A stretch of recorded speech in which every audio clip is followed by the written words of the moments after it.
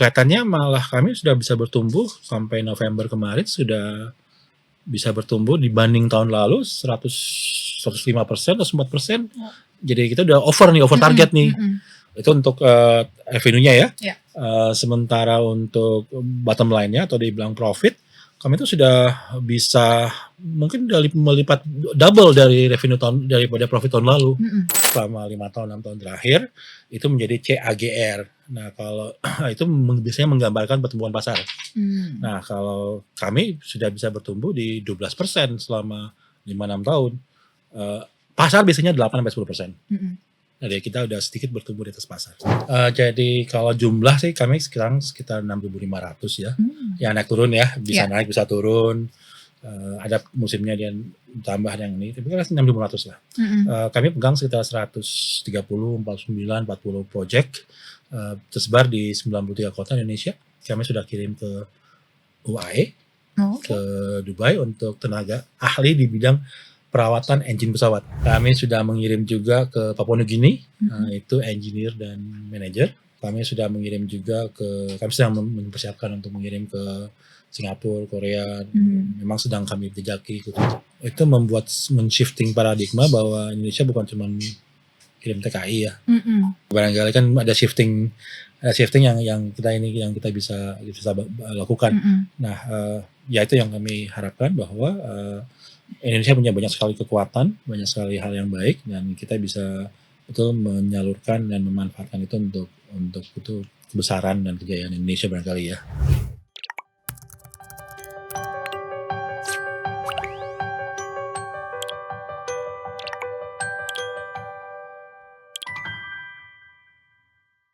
Halo Tribuners, berjumpa kembali bersama saya Apvia Tioko Dibili. Dan Tribuners, kali ini kita akan membahas terkait dengan peran tenaga kerja untuk meningkatkan sektor industri dan juga bisnis. Tapi kali ini kita fokusnya akan membahas terkait dengan sektor aviasi. Jadi di tengah dinamika dunia bisnis dan industri jasa yang terus berkembang, dibutuhkan tenaga kerja yang adaptif dan juga inovatif. Untuk itu kami akan mengajak Tribuners untuk mengetahui lebih jauh PT Garuda Daya Pratama Sejahtera atau yang biasa disingkat dengan PT GDPS. Jadi, perusahaan ini tuh berperan penting dalam penyediaan tenaga kerja untuk sektor aviasi. Baru banget ya kita tahu ternyata nih ada konsennya sendiri. Oleh karena itu kita akan langsung berbincang langsung dengan Direktur Utama PT GDPS, Bapak Cornelis Rajawani. Halo, selamat sore Pak. Selamat sore Mbak. Kabar baik ya Pak ya? Selalu baik. Selalu baik. Ini akhir tahun kita mau belajar hal baru nih Pak.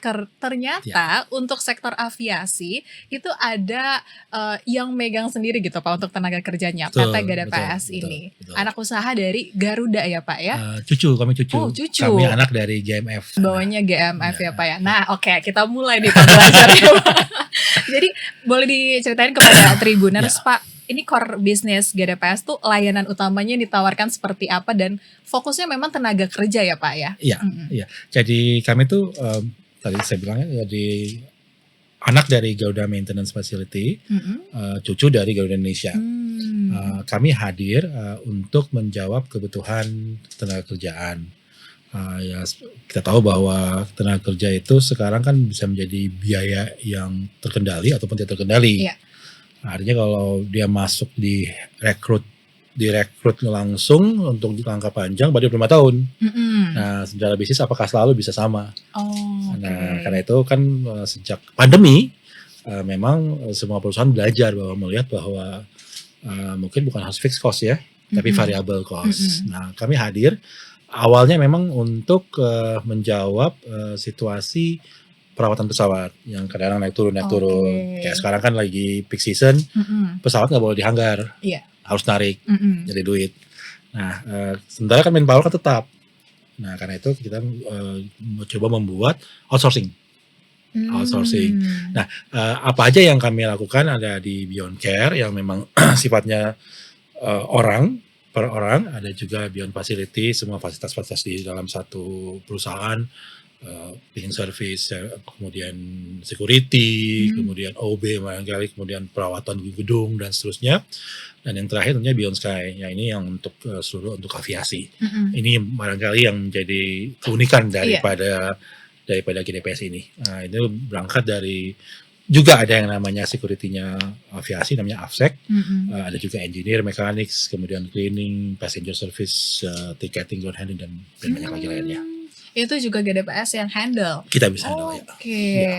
Berarti ini outsourcing-nya tapi nggak hanya untuk Garuda ya Pak ya? Ya. Perusahaan lain juga bisa disupport.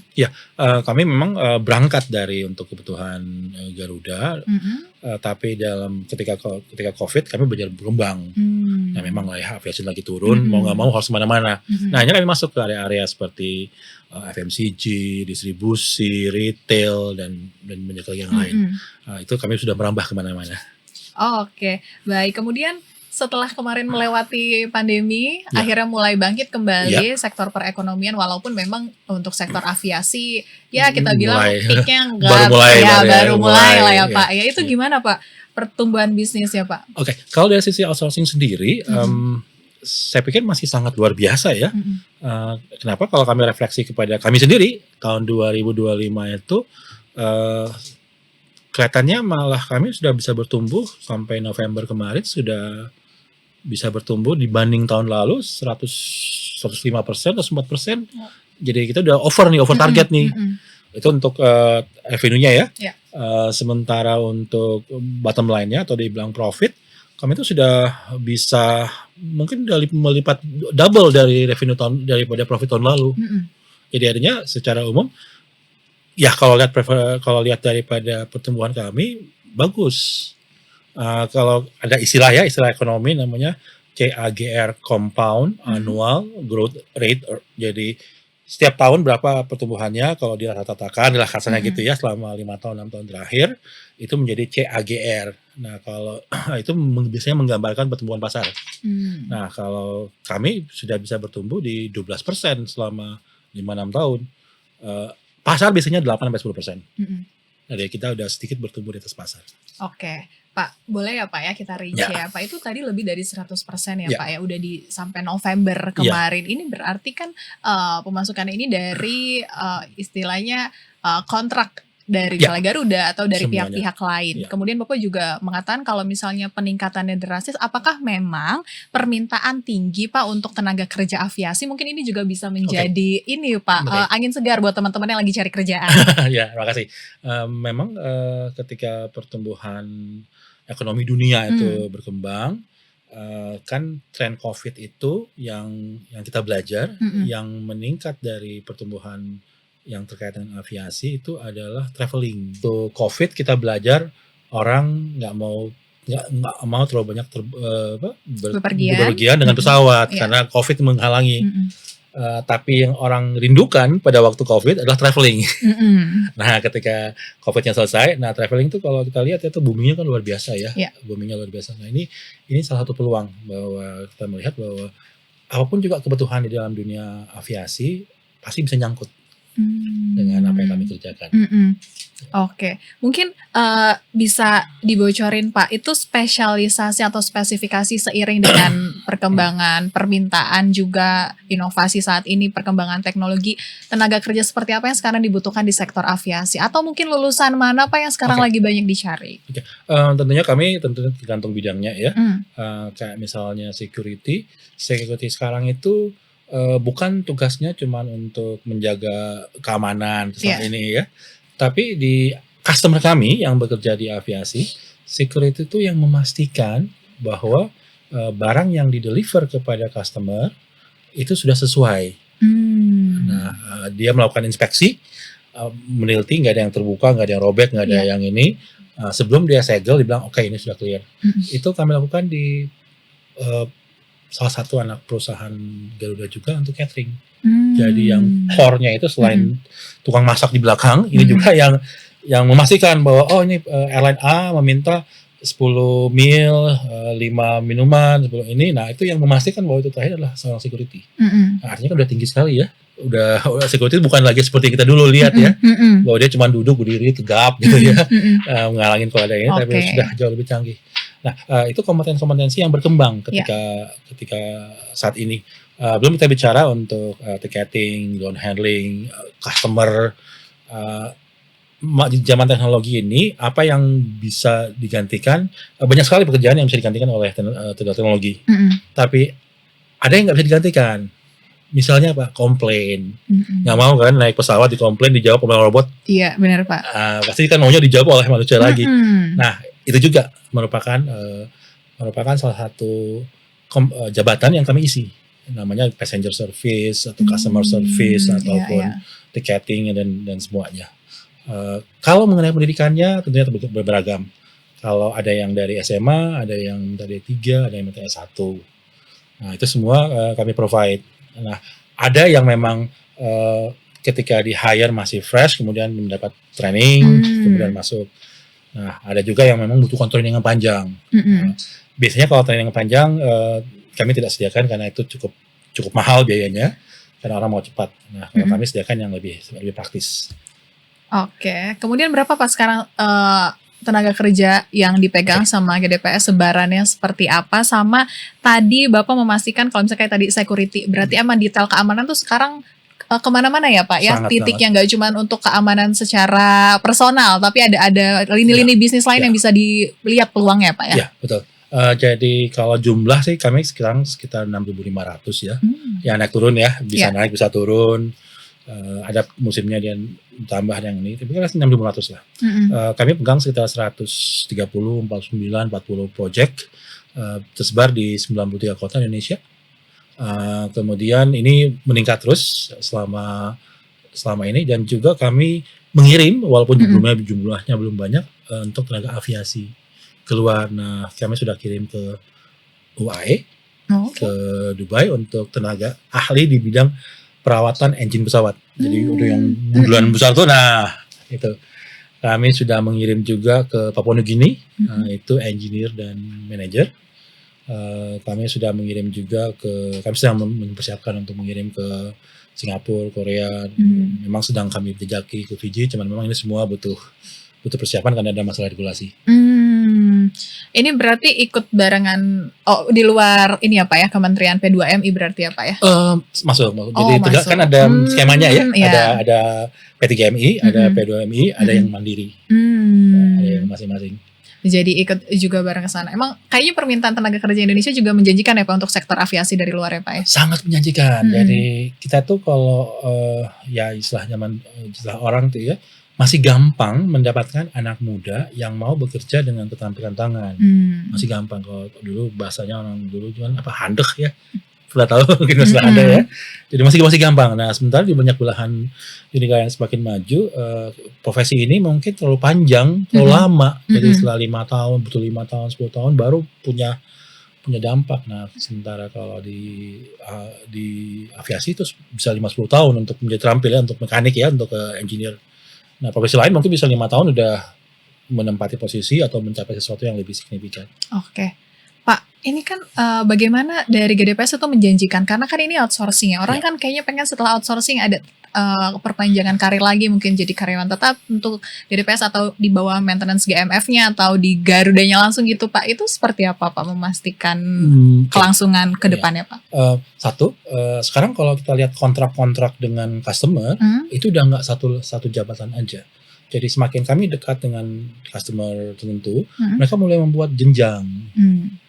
Jadi nggak cuman setiap ini satu jenjang aja, dia mulai jenjang yang cukup lebar. Nah, itu yang kami lakukan juga. Jadi dengan customer, jadi sehingga mereka punya karir. Nah, di beberapa customer yang kami ini, terutama di grup ya, Garuda, Citylink atau misalnya itu, mereka hire pegawai tetap PKWT, itu PKWTT, PKWTT itu melalui nggak banyak beberapa cara. Misalnya satu dengan MT, manajemen training. Yang kedua adalah melalui tenaga ahli ini. Karena mereka kan bekerja kadang 5 tahun, 10 tahun, sudah cukup lama, jadi mereka sangat terampil dengan bidangnya. Nah, udah itu yang biasanya dipromosin jadi pegawai tetap atau PKWTT dulu, PKWT dulu di di perusahaan tersebut untuk kemudian dilihat lagi jenjang untuk naik. Jadi Oke. peluangnya masih lebih besar sekali. Ada peluang itu ya Pak Besar ya. sekali. Oke. Nah ini mungkin buat teman-teman yang lagi ini Pak sekolah di dunia Iya, aviasi nih kan bisa ngelihat podcast kita, wow ternyata jenjang ke depannya masih menjanjikan kok ya Pak ya untuk sektor tenaga kerja. Kemudian boleh juga dong Pak diinformasikan transformasi apa saja yang dilakukan GDPS Pak untuk menjawab kebutuhan industri aviasi saat ini Pak, karena kan emang core bisnisnya nih industri aviasi banget, udah di situ aja Pak menurutnya Pak. Ya, memang inovasinya memang kalau kita agak mundur, inovasi kami pertama memang pasarnya bukan aviasi kami berkembang ya. Nah sekarang memang kita mau coba lagi untuk lebih detailin karena mungkin sudah saatnya ya untuk aviasi. Tapi kami masuk juga di pasar-pasar yang karena kelebihan kami itu di aviasi standar regulasi komplain itu tinggi sekali ya. Kita tuh taat aturan. Karena kalau nggak kan naik pesawat nggak kalau lupa dikencengin kan bahaya kan. Iya Pak. Nah kita taat aturan. Jadi standar, compliance, proses, prosedur tuh kami tuh punya warna agak kuat dan hospitality, keramahan. Nah ini kita mengundang banyak industri lain untuk melirik kami karena dia bilang saya pengen kamu punya standar, saya pengen kamu punya regulasi, saya pengen kamu punya compliance. Nah itu yang kami lihat dari oil and gas. Ada oil and gas, kemudian yang mereka datang ke kami dan kami sudah melayani itu saat jaringan distribusi BBM di Indonesia, dan kami dapat ini karena ini kami juga sudah mencoba memberikan di transportasi yang lain karena regulasi ini. Nah, artinya apa? Apa yang kami punya itulah yang kami pakai untuk mentransformasi apa yang kami lakukan selain membuat portfolio tadi. Kami juga sudah mulai bekerja sama untuk melihat pasar global. Nah itu kami bekerja sama dengan airline, MRO, bengkel-bengkel luar negeri, dan juga industri-industri lain yang di luar negeri yang terkait dengan aviasi. Nah itu langkah-langkah kami untuk bisa bertransformasi, membuat kami bisa berkembang lebih jauh lagi. Tidak puas dengan kondisi sekarang. Jadi banyak ya Pak ya peluang yang nggak cuma dalam negeri, luar negeri juga, dan kemudian berbagai sektor kemampuan, skill kemampuan tuh terus dieksplor ya Pak ya untuk menghadirkan tenaga kerja yang inovatif tersebut ya Pak ya. Nah dengan capaian yang tadi Bapak sudah jabarkan dan tinggi sekali Pak, itu bagaimana Bapak tadi bilang kalau misalnya kerja sama pihak luar juga berjalan, bagaimana proses GDPS itu bisa menembus sektor yang di luar sektor aviasi itu Pak? Apakah memang terus memanfaatkan lini aviasi atau mulai keluar dari sektor-sektor itu Pak? Yang kami belajar memang ya ketika kami menjadi mahir, piawai, baik, unggul di dalam bidang kami, kadang-kadang ada industri yang datang ke kami tanpa kami ini. Ya core-nya sih pengennya selalu tetap di aviasi, bukan tetap di aviasi, pengen selalu besarin aviasi lah gitu ya.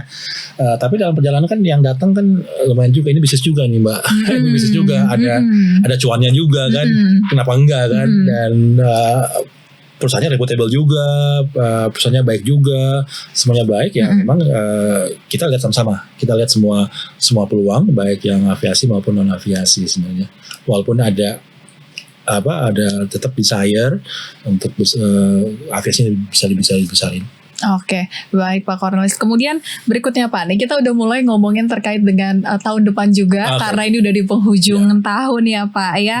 Itu strategi apa yang disiapkan oleh perusahaan untuk menghadapi dan mengatasi tantangan tahun depan, termasuk juga untuk menyerap high skill dari masyarakat yang ada di Indonesia itu seperti apa Pak? Ya, tahun depan kita sudah coba canangkan pertumbuhan secara top line, kita mau bertumbuh di sekitar 10-11%, walaupun kami bisa optimis kemungkinan bisa lebih besar, tapi ya let's see lah ya, yang mau mendahului apa yang harus kita lakukan. Bottom line-nya kita masih lihat positif sekali, masih bisa bertumbuh besar. Nah yang kami lakukan memang kami mulai membangun network global, yaitu baik yang membutuhkan tenaga kerja maupun yang barangkali akan memanfaatkan ataupun barangkali yang kita bisa jadi partner. Itu kami lakukan, dan juga kami coba selalu untuk mengembangkan kan lini aviasi, Iya. bahkan maintenance pun tuh kan luas sekali. Kalau kita cacah tuh, kalau kita bedah semuanya itu ada banyak sekali ya. Nah, masih banyak yang masih bisa kita kembangkan satu persatu. Harapan kami ke sana. Harapan kami mengembangkan high skill, kemudian aviasi. Itu yang kami ingin kembangkan untuk bisa membuat lebih besar lagi. Oke, kemudian bocorannya dong Pak, di tahun 2026 selain tadi bekerja sama dengan pihak luar, apakah ada target utama Pak yang mau dicapai gitu Pak setelah melalui evaluasi di tahun ini Pak? Utama tetap kita pengen lebih besar. Ya, kami juga punya perusahaan, kami juga sedang mengikuti tender. Selain aviasi, kami kerjasama dengan lembaga pendidikan, dengan customer di luar negeri. Dengan ini kami juga mulai terbuka peluangnya untuk masuk di misalnya bisnis bidang oil and gas, untuk perusahaan-perusahaan baik BUMN maupun dari luar. Kemudian kita juga mulai melihat ke yang lain, misalnya ke entertain hiburan ya. Perusahaan industri hiburan yang bisa membutuhkan tenaga kerja kami yang relevan. Nah, semua ini yang kami sedang bangun. Oh, berarti nanti membuka peluang juga kalau misalnya nggak cuman konsen di aviasi lagi. Betul. Pak ya. Oh, ini emang benar-benar mau buka cabang kemana-mana Pak ya? Itu tetap pengennya aviasi. Pengen tetap aviasi. Cuman ternyata kan yang terbuka tuh banyak yang terbuka. Iya sih. Tapi kan kita juga tetap berharap ya Pak ya. Sektor aviasi kita nih tahun depan makin baik. Makin gacor. Ya, makin gacor. Setuju. Oke. Kemudian Pak, bagaimana peran GDPS dalam mendukung daya saing tenaga kerja Indonesia agar mampu bersaing di level global? Walaupun tadi Bapak sudah bilang ya Pak ya, kalau misalnya tenaga kerja kita memang banyak dibutuhkan di luar Pak. Oke. Kami pasti punya standar, punya kualifikasi, punya kompetensi, itu yang kami selalu jaga. Sebenarnya standar kompetensi hard skillnya itu sesuai dengan apa yang diminta. Yang kami tambahkan juga adalah soft skillnya. Seperti apa tuh Pak maksudnya? Leadership, hospitality, kemudian awareness kepada organisasi dan semua itu semua yang kita coba blending. Karena kami kan bukan lembaga pendidikan ya, jadi kami memang relatif mengambil apa yang sudah jadi. Tapi kami mencoba menambahkan lagi beberapa hal yang sehingga ketika customer menerima, dia tidak menerima cuma apa yang skill yang diperlukan, tapi dia punya tambahan soft skill yang lain. Iya, oke. Nih, saya kepikiran gitu ya Pak ya, karena tadi kan maintenance tenaga kerja, kemudian ada soft skill juga yang dilatih. Apakah juga membuka peluang Pak? Maksudnya nanti mungkin secara bersama-sama gitu ya Pak ya, dari cucu, anak, dan main usahanya Garuda tuh punya pendidikan sendiri gitu Pak, sekolah atau apa sendiri Pak? Kalau Garuda udah punya ini kan diklat ya, itu sudah punya. Apakah menjadi lembaga pendidikan? Nah, itu saya belum tahu juga. Iya, maksudnya untuk tenaga-tenaga yang teknisnya atau seperti apanya gitu Pak? Kalau membentuk seorang teknisi, sudah kami kan kayak GMF itu sudah punya sertifikasi dari perhubungan untuk mencetak dari lulusan fresh SMA sehingga menjadi tenaga mekanik level awal. Yang ada 3.600 jam, ada sekian ribu jam itu yang ini itu sudah ini. Nah, kalau memang mau buat kayak universitas sama institusi, sehingga kita belum tahu tuh. Oke. Kemudian Pak Cornelis nih, terakhir nih Pak ya, sebelum kita closingan Pak, mungkin ada yang bisa dijabarkan lagi terkait dengan nih harapan tahun 2026 melihat target pertumbuhan ekonominya juga nanti bakal naik Pak, terus banyak juga transformasi teknologi yang siap rilis nih di tahun 2026, seperti apa dari GDPS, kemudian juga untuk mencapai target terkait dengan tenaga kerja yang high skill itu seperti apa Pak? Oke, mungkin kalau bagi kami di 2026, kami betul pengen berharap bahwa bisnis outsourcing ini bisa berkembang jauh lebih baik lagi. Ini menjadi motornya Indonesia dalam perekonomian. Bagi kami sendiri, going global itu satu dream juga ya, dream come true juga ya. Kan senang juga kalau lihat kami bisa mengirim tenaga ahli perawatan ke berbagai tempat di luar negeri. Kan itu men-shifting paradigma bahwa Indonesia bukan cuma kirim TKI ya. Barangkali kan ada shifting yang kita bisa lakukan. Nah, ya itu yang kami harapkan bahwa Indonesia punya banyak sekali kekuatan, banyak sekali hal yang baik, dan kita bisa betul menyalurkan dan memanfaatkan itu untuk kebesaran dan kejayaan Indonesia barangkali ya. Oke, jadi value-nya nih Pak, tenaga Ya. kerjanya terus bertambah ya. Ekspansi juga siap ya Pak, Siap, gede-gedean siap. di 2026 ya Pak ya. Siap. Apa tuh bocorannya Pak? Ekspansi sih banyak yang kita lagi bangun untuk luar negeri ya. Mm-mm. Memang harus diuraikan ya, Mm-mm. harus dijalanin, harus Mm-mm. dijalanin. Kayak baru minggu ini kami dengan Korea Selatan ada bengkel perawatan yang sedang bertumbuh di Korea Selatan. Mereka minta tenaga kerja ahli dari Indonesia, dari kami. Kami udah mulai rintis, berharap ini bisa berkembang lebih baik lagi. Kemudian kita juga lagi coba untuk negara-negara di Pasifik, barangkali kalau ini ada yang ini, karena kami kan negara Pasifik itu kan orientasinya kalau nggak Australia, Selandia Baru. Nah, pasti kami bisa lebih kompetitif lah kalau soal cost ya. Oke. Cost, kita lihat juga di regional ya, di Singapura, di Malaysia, semua puluhan kami akan coba jalanin. Oke, ini mungkin buat Tribuners yang lagi juga mau masuk sektor aviasi, bisa nanti dicek-cek di sosial medianya kali ya Pak ya, Boleh, ya Pak ya, terkait dengan mungkin ada rekrutan terbaru atau mungkin skill-skill baru yang diperlukan, karena tadi ekspansinya bakal gede-gedean nih Tribuners, nggak cuma sektor aviasi, tapi tadi mau merambah entertainment juga, kemudian oil and gas juga ya Pak ya. Oke, ditunggu kabar baiknya 2026, semoga bisnis semakin terus meningkat. Amin. Sektor aviasi semakin maju ya Pak ya. Terima kasih Pak Cornelis waktunya udah mampir di studio Tribun News ya Pak ya. Sama-sama, terima kasih Mbak Fi. Ya, Tribuners, itu dia perbincangan kita kali ini. GDPS memastikan kalau peningkatan kualitas SDM menjadi fokus utama perusahaan untuk mendukung kebutuhan operasional di sektor aviasi. Kalau gitu saya Fia Tiokondibili pamit undur diri. Berita terupdate lainnya dapat Anda saksikan di kanal YouTube Tribun News. Sampai jumpa.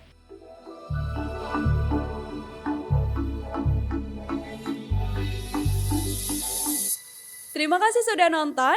Jangan lupa like, subscribe, dan share ya.